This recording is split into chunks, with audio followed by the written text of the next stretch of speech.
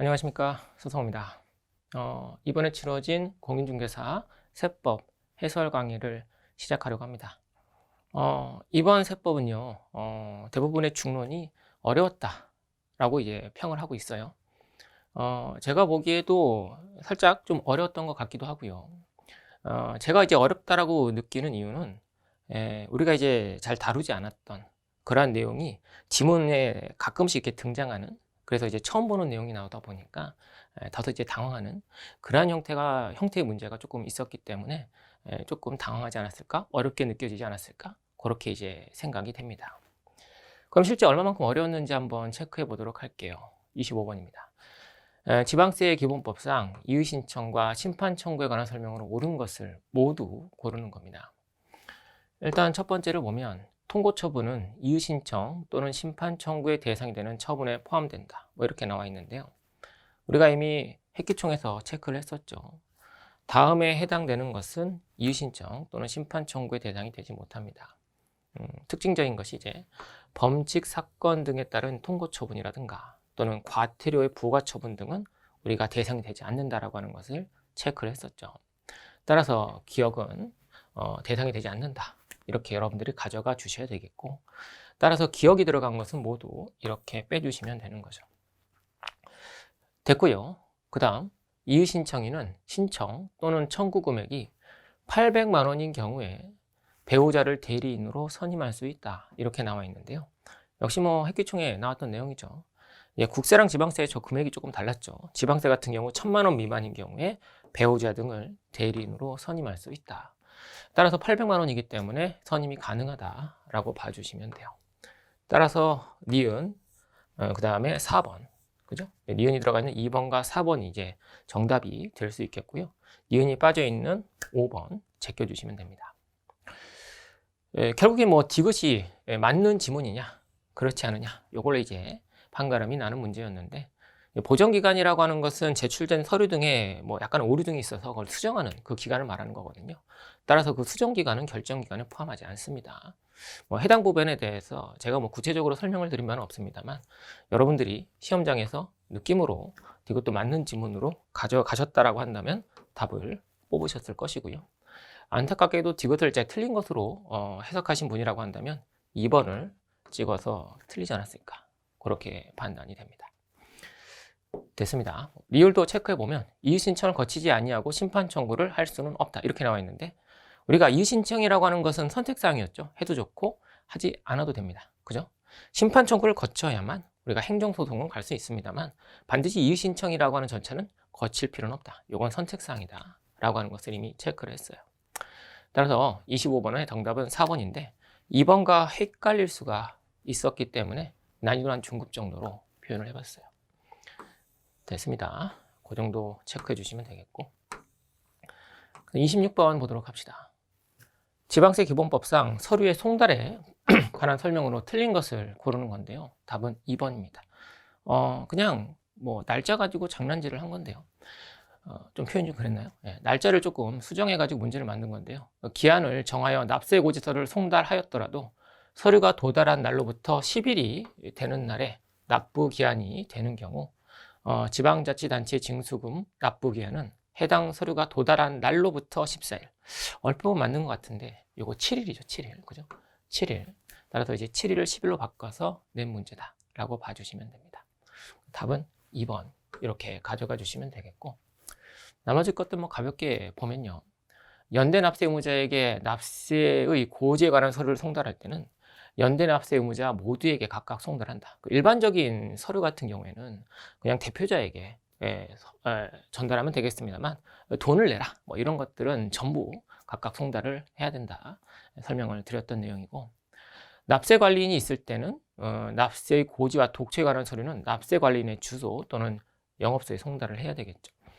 그 다음에 4번, 교부에 의한 서류 송달의 경우 송달할 장소에서 서류를 송달받아야 할 자를 만나지 못할 때에는 그의 사용인으로서 사례를 분별할 수 있는 사람에게 대신 서류를 송달할 수 있겠고, 만약 그 자가 서류의 송달을 거부하게 되면 녹화도 된다라고 했죠. 유치 송달, 거기까지 우리가 체크를 했었죠. 5번 서류 송달을 받아야 할 자의 주소 또는 영업소가 분명하지 아니한 경우에는 서류의 주요 내용을 공고한 날로부터 14일 공시 송달이었죠. 아주 예외적인 송달 방식이었다라고 우리가 다 공부했던 내용입니다. 됐어요. 26번은 중급 정도로 표현했지만 우리가 학습을 제대로 했다라고 한다면 충분히 맞출 수 있는 정도의 수준이었다라고 생각해요. 근데 이게 보통 이제 일자가고 이렇게 약간 바꿔가지고 문제를 내면 실제 시험장에서는 많이 헷갈리거든요. 그래서 이제 중급 정도로 표현을 해봤고요. 그 다음 27번 보도록 합시다. 지방세법상 재산세 과세 대상의 구분에 있어 주거용과 주거 외의 용도를 겸하는 건물 등에 관한 설명으로 옳은 것을 모두 고르는 건데요. 기억, 니은, 이것 다 옳은 지문 되겠습니다. 일단 첫 번째, 한 동호의 건물이 주거와 주거 외의 용도로 사용되고 있는 경우에는 주거용으로 사용되는 부분만을 주택으로 본다. 여기 이제 갖다 붙인 것이 이제 학기총에 나와 있는 내용 그대로 갖다 붙인 건데, 한 동의 건물과 한 구의 건물은 여러분들이 구분할 수 있어야 되겠죠. 그러니까 한 동은 여러분들 아파트 같은 거 생각하시면 되겠죠. 305동 몇 호 몇 호 그렇게. 한 구는 한마디로 쉽게 생각하면 입구가 하나 있는 그런 거 생각해 주시면 되겠죠. 그래서 한 동의 건물 같은 경우에는 이제 여기 나와 있는 것처럼 주거용으로 사용되는 부분만을 주택으로 봐요. 즉 한마디로 주거용으로 사용되는 면적이 그렇지 않은 면적보다 더 크다라고 할지라도 주거용으로 사용되는 부분만을 주택으로 보고요. 니은 한 구의 건물이 주거와 주거 외의 용도로 사용되고 있는 경우 주거용으로 사용되는 면적이 전체 면적의 100분의 60인 경우에는 전체를 주택으로 본다. 이렇게 나와 있는데 한 구 같은 경우에 50% 이상, 즉 전체 면적의 50% 이상이 주택으로 사용된다라고 한다면 그냥 전체를 주택으로 보고 우리가 관련된 재산세를 부담시킨다. 그렇게 공부를 했었죠. 따라서 니은도 맞는 지문 되겠고요. 그 다음에 디귿. 주택의 부수 토지의 경계가 명백하지 않은 경우에는 10배. 그죠? 10배. 반드시 체크를 해 주셔야 된다고 했어요. 그러니까 우리가 양도소득세에서의 이제 뭐라고 할까요? 건물의 부수 토지, 그것과 반드시 구분을 해 주셔야 된다고 했었죠. 그쪽에서는 이제 3배, 5배, 10배, 이제 3개로 나눠지는데, 이 재산세에서는 그냥 애매하면 10배. 요 한 가지밖에 없다라고 말씀드렸어요. 그 답은 5번입니다. 역시 중급 정도로 표현을 했어요. 다른 내용이긴 합니다만 여러분들이 워낙 많은 과목 등을 공부하다 보니까 나중에 이제 최종 정리하면서 해당 부분을 좀 빼먹을 수 있었겠다 싶어가지고 한 중급 정도로 표현을 해봤고요. 그럼 28번 보도록 합시다. 지방세법상 재산세에 관한 설명으로 틀린 것을 고르는 건데요. 답은 2번이었습니다. 지방자치단체가 1년 이상 공용으로 사용하는 재산에 대하여는 소유권의 유상 이전을 약정한 경우로서 그 재산을 취득하기 전에 미리 사용하는 경우 재산세를 부과하지 아니한다. 이렇게 나왔는데 이 멘트가 들어가지 않았다라고 한다면 맞는 지문이 되겠습니다만 소유권 유상 이전이 약정돼 있다라고 한다면 재산세를 부담시키는 거였죠. 역시 그와 관련된 내용 우리가 수차례 체크를 했었습니다. 국가나 지자체, 지방자치단체 조합이 1년 이상 공용 또는 공공용으로 사용한다. 그런 재산에 대해서는 재산세를 부과하지 않는다라고 나와 있습니다. 다만 돈을 받고 빌려주는 경우라든가 또는 소유권의 유상 이전을 약정한 경우 이런 경우에는 네가 이미 대가 등을 받거나 받을 예정이니까 해당 부분에 대해서 재산세를 부담시키지 않을 이유가 없다. 따라서 재산세 내라. 이렇게 우리가 공부를 했었죠. 따라서 답은 2번 되겠습니다. 나머지 것도 가볍게 체크를 해보면 1번 재산세 과세 기준을 현재 공부상에 개인 등의 명의로 등재되어 있는 사실상 종중재산으로서 종중소임을 신고하지 않았다라고 한다면 공부상 소유자가 재산세를 부담한다라고 했고요. 3번 재산세 과세 기준을 현재 소유권의 귀속이 분명하지 아니한다라고 한다면 그 사용자가 그 재산의 사용자가 재산세를 부담한다라고 했고요. 4번 재산세 납기는 토지는 9월 하반월, 건축물은 7월 하반월, 주택 같은 경우에는 이제 절반 나누어서 7월 하반월, 9월 하반월 이렇게 부담한다라고 했었죠.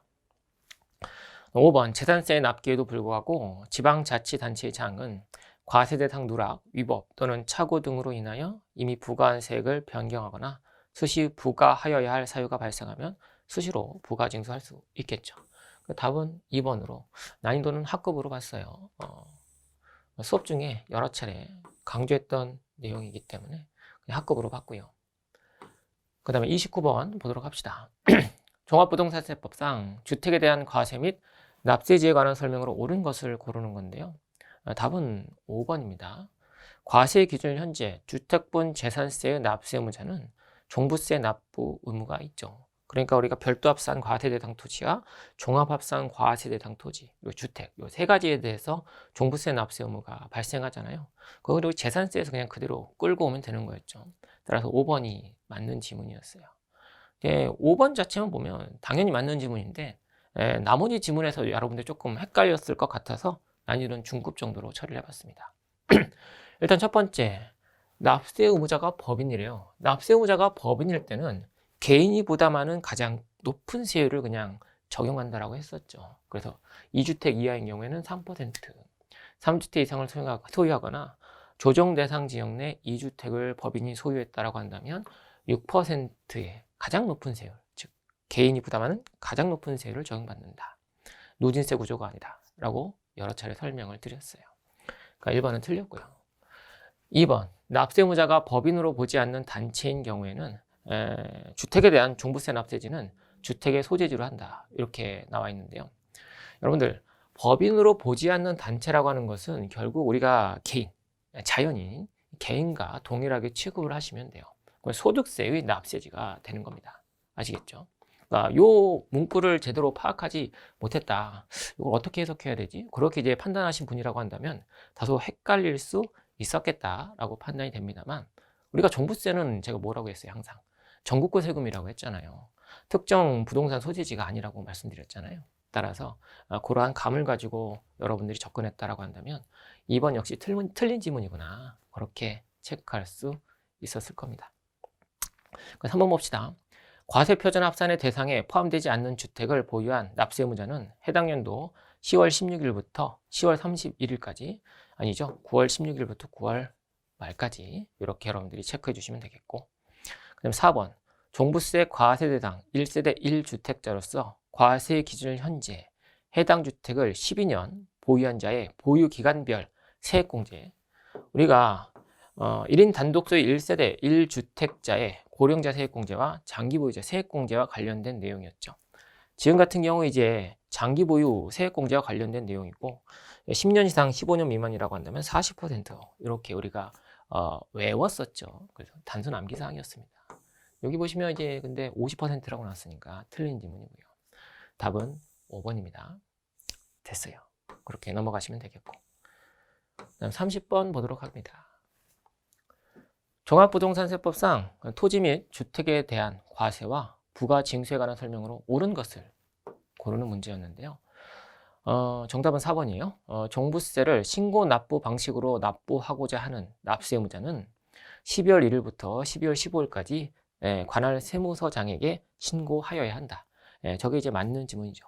종부세는 기본적으로 고지, 이 서가 날라오면 그거 그냥 납부하면 되겠습니다만, 내가 직접 신고 납부할 수도 있다라고 했었죠. 선택적 신고 납부, 아주 독특한 세금이고요. 그러한 신고는 여기 나와 있는 것처럼 12월 1일부터 12월 15일까지 관할 세무서장에게 신고하면 되는 것이다. 그렇게 봐주시면 됩니다. 나머지 것들 가볍게 체크해보면, 1번, 종합합산 과세 대상인 토지에 대한 종부세 세액은 과세표준의 1%에서 5% 세율을 적용하여 계산한 금액으로 한다. 우리가 구체적으로 이 누진세율 구조를 명확하게 외우진 않았습니다. 따라서 1번 지문은 맞는지 틀리는지 체크하지 못하신 분도 있었을 것이고, 교재를 조금 꼼꼼히 보신 분이라고 한다면 1에서 3%였는데 뭐 그 정도를 체크하셨을 거예요. 그래서 1번은 별표, 세모 또는 이제 틀렸다, 이렇게 두 부류의 수험생으로 나눠졌을 겁니다.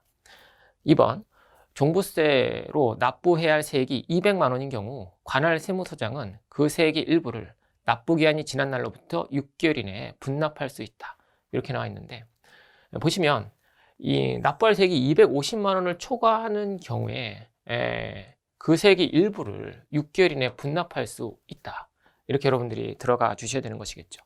따라서 200만 원인 경우에는 분납이 불가능하다, 그렇게 여러분들이 바라봐 주시면 되겠죠. 2번은 틀렸고요. 3번, 관할 세무서장이 종부세를 징수하려면 납부기간 개시 5일 전까지 주택분과 토지분을 합산한, 두 개를 합산한 과세표준과 세액을 납부고지서에 기재하여 발급하여야 한다. 이렇게 나와 있는데요. 보시면 주택 및 토지로 구분한 과세표준과 세액을 기재하여 납부기간 개시 5일 전까지 발급하여야 한다. 당연히 적용되는 세율 등이 다르기 때문에 둘을 구분해서 발급을 해야 되는 것이겠죠.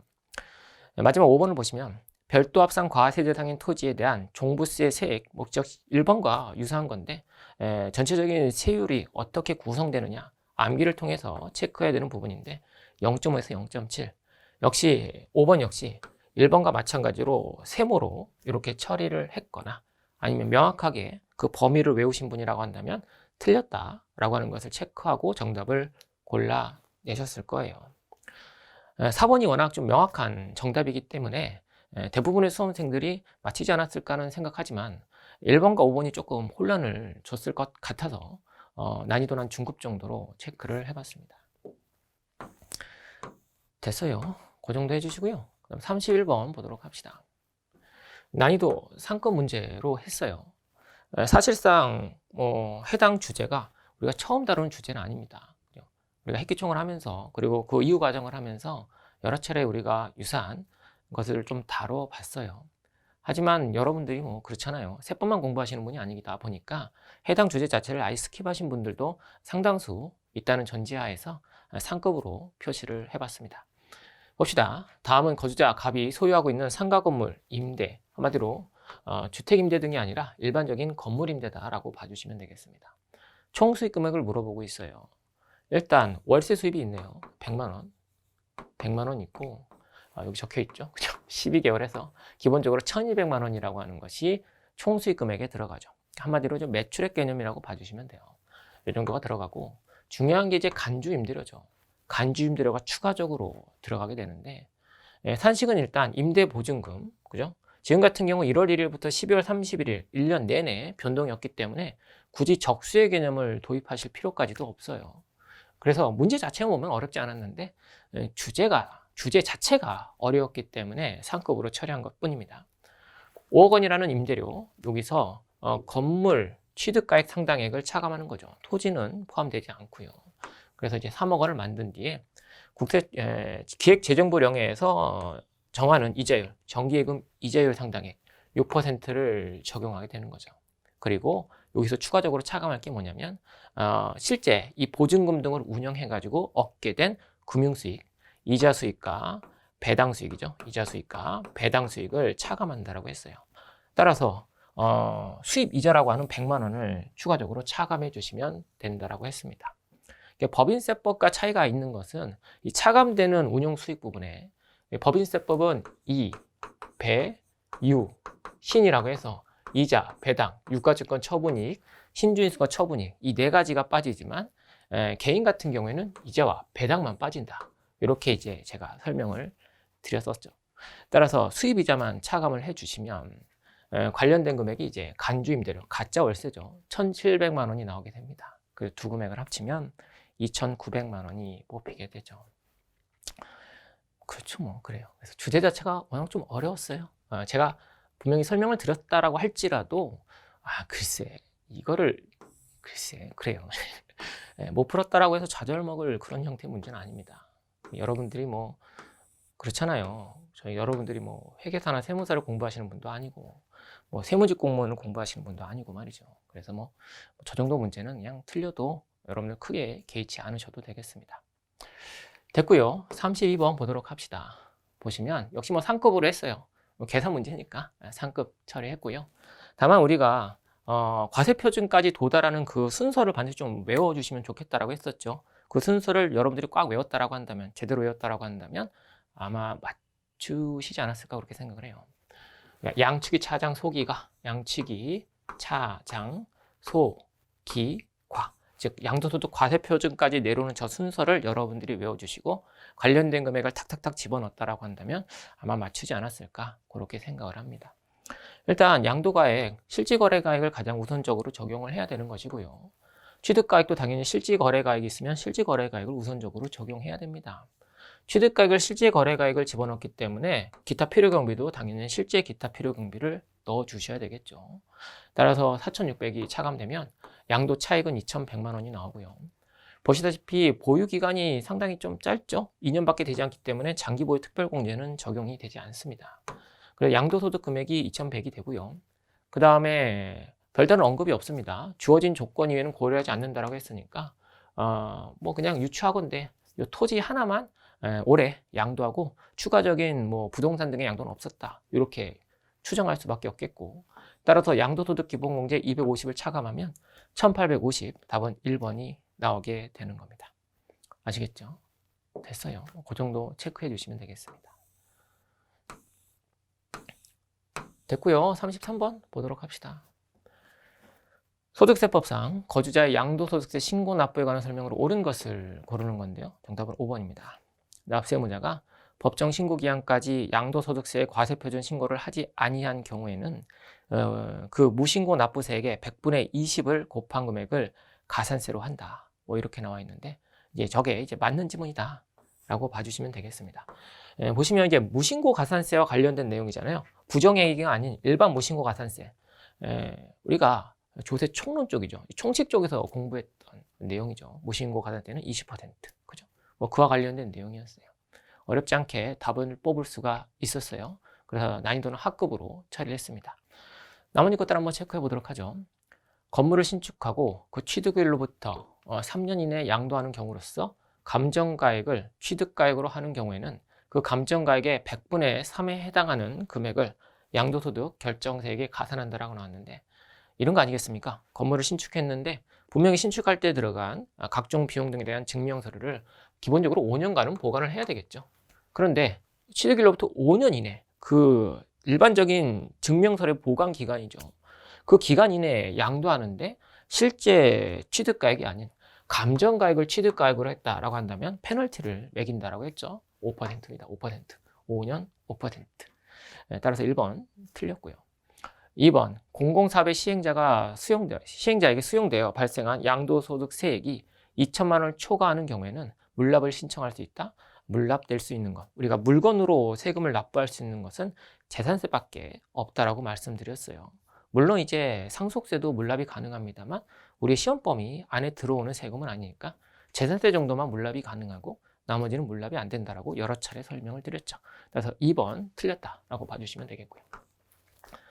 3번, 과세표준 예정신고와 함께 납부할 때는 산출세액의 5의 100분의 5, 즉 5% 상당하는 공제를 한다. 예정신고에 따른 세액공제는 없습니다, 현재. 따라서 우리가 배운 적도 없고요. 따라서 3번은 틀렸고요. 4번, 예정신고 납부할 세액이 1,500만 원인 자는 그 세액의 50% 금액을 납부기한이 지난 후 2개월 이내에 분할 납부할 수 있다. 양도소득세 분납과 관련된 내용인데요. 양도소득세는 이제 1,000만 원을 초과할 때 분납이 가능합니다. 그렇죠? 근데 이제 분납하는 금액 자체가 처음에는 최소 1,000만 원은 납부를 해야 되겠죠. 제가 과세형평 이야기하면서 이미 말씀을 드렸던 내용입니다. 따라서 1,500만 원인 자가 분납을 하려면 처음에 무조건 1,000만 원은 내고 500만 원은 나중에 분납이 가능하다. 이렇게 들어가야 되겠죠. 따라서 절반 이렇게 써 있는 4번 틀린 지문 되겠습니다. 정답은 5번이죠. 난이도는 그냥 학급으로 처리를 했습니다. 그 이유는 다루어진 지문 자체가 생소한 지문이 개인적으로 없었다라고 판단이 돼서 그냥 학급으로 처리를 해봤어요. 그다음 34번 보도록 합시다. 거주자 갑은 2016년 10월 20일에 취득한 토지를 동생인 거주자 을입니다. 특수관계자 을에게 증여를 했고요. 그리고 이것을 5년 이내에 특수관계가 없는 자에게 양도를 했답니다. 그죠? 갑이 이렇게 있었고 갑이 특수관계 있는 을에게 증여를 했고요. 그리고 나서 이게 5년 이내에 특수관계가 전혀 없는 병에게 양도를 했답니다. 이거죠. 특수관계, 부당히 계산 부인, 증여 후 양도 규정에 대해서 물어보고 있는 겁니다. 정답은 1번인데요. 을이 납부한 증여세, 우리 어떻게 처리한다고 했습니까? 그냥 증여 없는 것으로 보고 그냥 돌려줘 버린다라고 했었죠. 따라서 필요경비에 산입한다라고 하는 1번 지문이 틀렸다. 이렇게 체크해 주시면 돼요. 사실상 우리가 이 두 개, 즉 배우자 직계존비 속한 증여재산 이월과세 규정과 부당의 계산 부인 증여 후 양도를 비교해 가면서 여러 차례 체크를 했었잖아요. 따라서 해당 주제를 명확하게 공부하신 분이라고 한다면 쉽게 1번을 답으로 뽑을 수 있었겠지만 뭐 그렇잖아요. 주제 자체가 조금 어려운 주제이긴 했어요. 그죠? 그래서 혹시 다른 과목을 조금 준비하시느라 세법을 살짝 공부를 약작 못하신 분이라고 한다면 좀 어렵지 않았을까? 그렇게 이제 생각이 돼서 중급 정도로 표시를 해봤습니다. 그러니까 쟤는 뭐 문제가 어렵다라기보다는 아무래도 주제 자체가 조금 어렵게 느껴지셨을 것 같아서 중급 정도로 표현을 해봤고요. 35번 보도록 합시다. 지방세법상 취득세 부가징수에 관한 설명으로 옳은 것을 고르는 건데요. 정답은 3번입니다. 신고 납부 기한 이내 재산권과 그 밖의 권리 취득, 이전에 관한 사항을 공부에 등기하거나 등록하려는 경우에는 등기 또는 등록 신청서를 등기 등록 관세 접수하는 날까지 취득세를 신고 납부하여야 한다. 한마디로 등기 등록하려면 취득세부터 내야 된다. 뭐 그와 관련된 내용이죠. 역시 뭐 수업 시간에 많이 나왔던 내용이에요. 그래서 3번이 정답이고요. 나머지 것들 볼게요.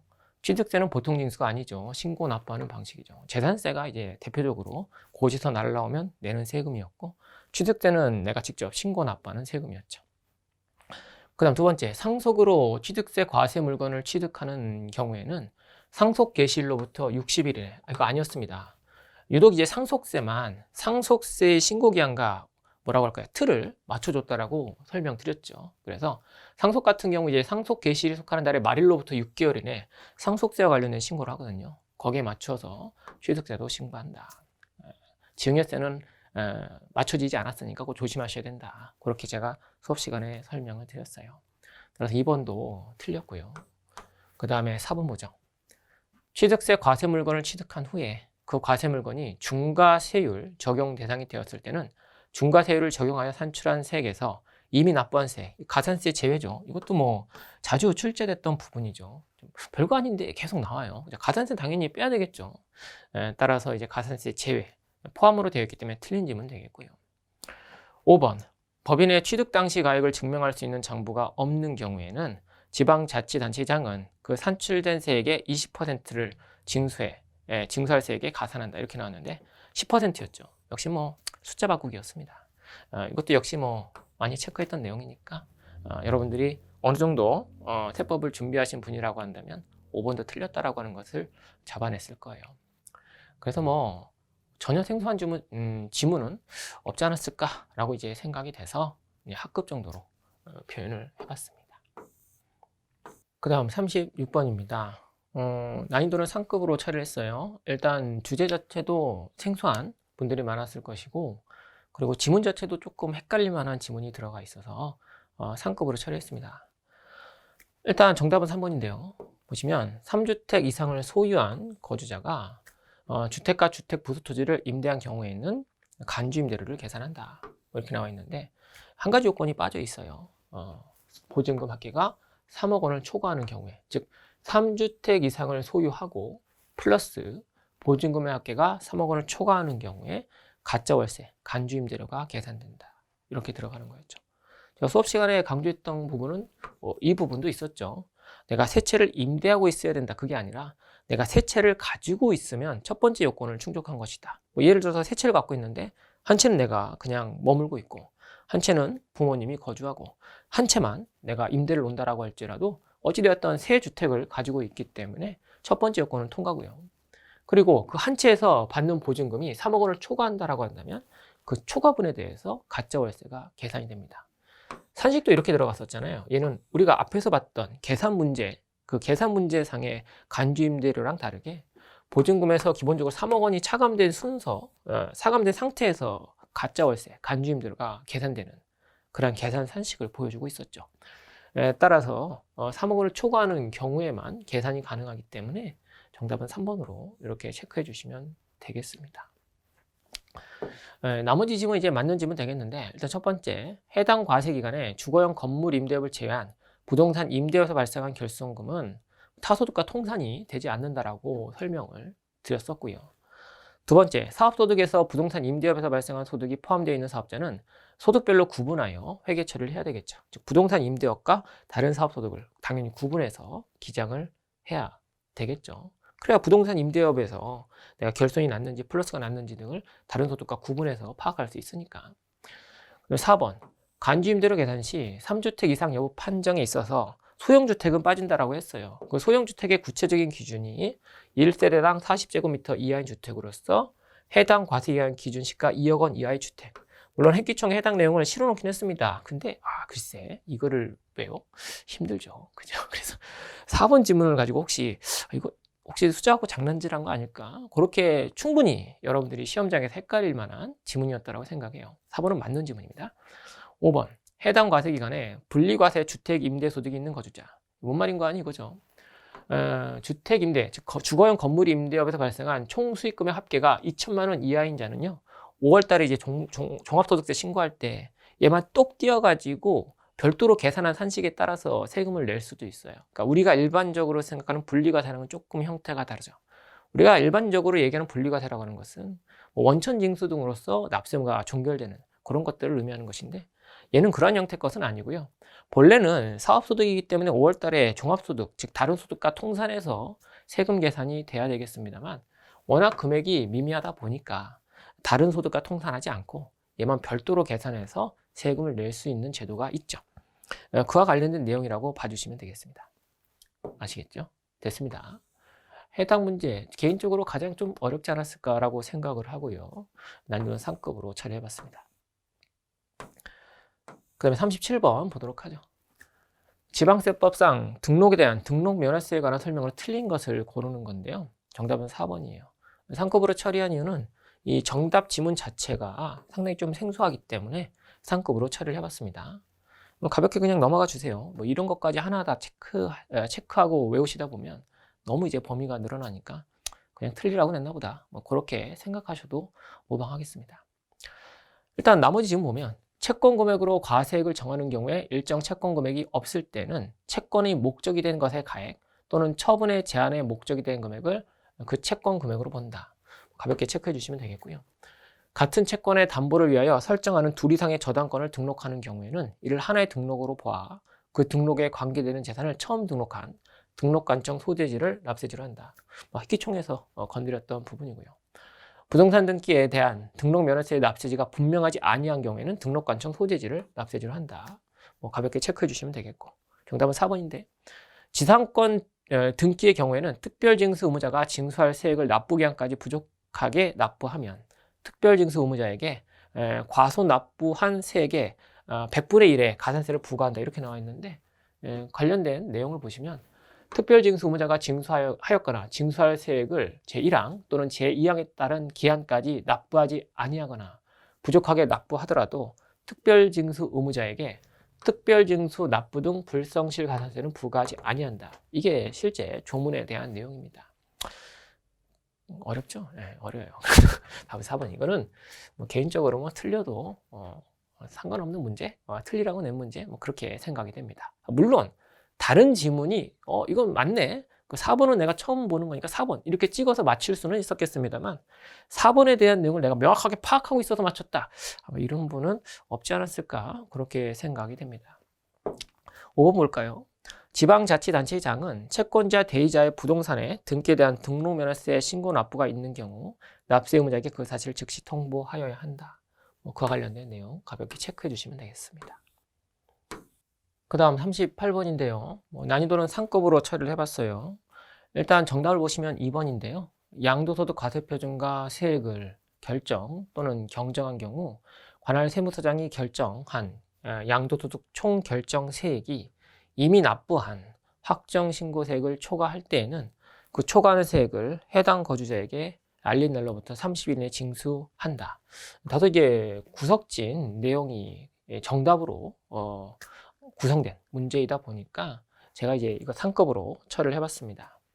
나머지 지문도 한번 체크해 볼게요. 과세 기간별로 이미 납부한 확정신고세액이 관할 세무서장이 결정한 양도소득 총 결정세액을 초과한 경우에 다른 국세에 충당할 수 없다 이렇게 나와 있는데 충당할 수 있겠고요. 3번 양도소득세 과세 대상 건물을 양도한 거주자는 부담부 증여 채무액을 양도로 보는 경우에 예정신고 하셔야 되겠죠. 그죠? 부담부 증여의 양도에 해당되는 부분은 당연히 양도의 대상이니까 예정신고 의무가 존재합니다. 따라서 3번도 틀렸고요. 4번 양도소득세 납세의무의 확정은 납세의무자의 신고에 의해서 확정이 되죠. 그죠? 납세의무자가 신고를 하는 것이다. 그다음에 5번 이미 납부한 확정신고세액이 관할 세무서장이 결정한 양도소득세 총결정세액을 초과할 때는 결정일로부터 90일이 아니라 30일이죠. 30일 이내에 환급하여야 한다. 보시면 지문 자체가 조금 많이 생소하기도 하고 뭐 그랬어요. 그래서 38번 문제는 제 개인적으로 상급 문제였다고 생각을 합니다. 정답은 2번이었고요. 그 다음에 39번 보도록 합시다. 소득세법 시행령 제155조 1세대 1주택 특례에 관한 조문의 내용이다. 역시 여러분의 단순 암기로 풀 수 있는 형태의 문제였는데요. 일단 영농 목적으로 취득한 귀농주택과 관련된 특례 규정이었습니다. 수도권 밖의 지역 중 면지역에 소재하는 주택과 일반 주택을 국내에 각각 한 개씩 소유하고 있는 1세대가 귀농주택을 취득한 날로부터 5년이죠. 5년. 이거 단순 암기 사항이었습니다. 두 번째, 취약 등 부득이한 사유로 취득한 수도권 밖에 소재하는 주택과 일반 주택, 국내에 각각 한 개씩 소유하고 있는 1세대가 부득이한 사유가 해소된 날로부터 얘는 3년. 단순 암기 사항. 그죠? 단순 암기 사항. 그죠? 암기했으면 맞췄고, 암기 못하면 틀렸고, 그런 형태의 문제였습니다. 그리고 마지막, 혼인이죠. 혼인 5년. 그죠? 그래서 답은 이제 4번. 이렇게 나오는 형태의 문제였습니다. 됐습니다. 암기하신 분과 그렇지 않은 분이 이제 갈라지는 형태의 단순한 문제였습니다. 추가적으로 언급할 것도 없는 형태의 문제였죠. 마지막 40번입니다. 난이도는 학급으로 처리를 해봤어요. 이유는 정답 지문이 워낙 많이 다루어졌던, 실제 기출로도 많이 등장했던 그런 형태의 내용이다 보니까 여러분들이 실제 시험장에서 쉽게 정답을 골라냈을 것이다. 그런 판단 하에 학급으로 처리를 해봤습니다. 일단 정답은 1번인데요. 건축물 중 부대 설비에 속하는 부분으로서 그 주체 구조부와 하나가 되어 건축물로서의 효용 가치를 이루고 있는 것에 대하여는 주체 구조부 취득자 외의자가 가설한 경우에도 주체 구조부의 취득자가 함께 취득한 것으로 본다. 근데 이 함께라고 하는 것이 둘이 같이 취득한 것으로 본다, 그런 개념이 아니라고 했죠. 건물주가 그냥 취득한 것으로 본다, 그렇게 해석하면 된다라고 제가 말씀드렸던 그와 관련된 내용이죠. 건물에 엘리베이터를 설치한다든가 금고를 설치한다든가 그것과 관련된 내용이다 라고 생각해 주시면 되겠습니다. 됐어요. 그 밖의 지문들 가볍게 체크해 주시면 되겠고요. 여기까지가 이번에 치러졌던 공인중개사 실제 기출문제에 대한 해설 내용이었습니다. 이번 회차는 실제 우리가 건드리지 않았던 구석진 내용이 지문으로 이렇게 등장해 버리는 바람에 다소 이제 조금 힘들게 느껴지시는 분도 있었을 거예요. 근데 그거 하나하나 다 소화하겠다, 다 내 것으로 만들겠다, 범위를 이렇게 늘려버리면 오히려 다른 과목이 흔들려 버려요. 아시다시피 세법이 그렇잖아요. 주된 과목이 아니잖아요. 16문제를 이루고 있는 그런 뭐라고 할까요? 다소 이제 작은, 사이즈가 작은 그런 시험 과목이고요. 그리고 핵기총의 내용, 우리가 다뤘던 내용을 충분히 숙지했다라고 한다면 합격권의 점수를 그래도 충분히 얻지 않았을까, 그렇게 판단은 됩니다. 풀이를 통해서 어느 정도 느끼셨겠지만 말이죠. 그래서 혹시 이번에 내가 목표라는 점수를 얻지 못했다, 그래서 좋은 결과를 얻지 못했다라고 할지라도 내년도 시험을 대비함에 있어서 지나치게 이 범위를 확장시키는 그런 실수는 하지 않으셨으면 합니다. 이 범위를 이렇게 늘린다고 해서 한도 끝도 없이 늘릴 수 있는 것도 아니니까 말이죠. 그러니까 우리가 핵기총에서 다루는 그 범위의 내용만 충분하게 숙지를 해주시고요. 그 범위 안에서 여러분들이 정답을 골라내는 그런 연습을 하시는 것이 훨씬 더 바람직한 학습법이 아닐까, 그렇게 판단이 됩니다. 시험 치시느라고 참 고생 많으셨습니다. 노력 많이 하셨는데 좀 좋은 결과가 있었으면 좋겠네요. 혹시 좋은 결과가 없다라고 할지라도요, 좌절하지 마시고 내년에는 꼭 합격의 영광 가져가시기를 진심으로 바랍니다. 긴 시간 수고 많으셨습니다. 감사합니다.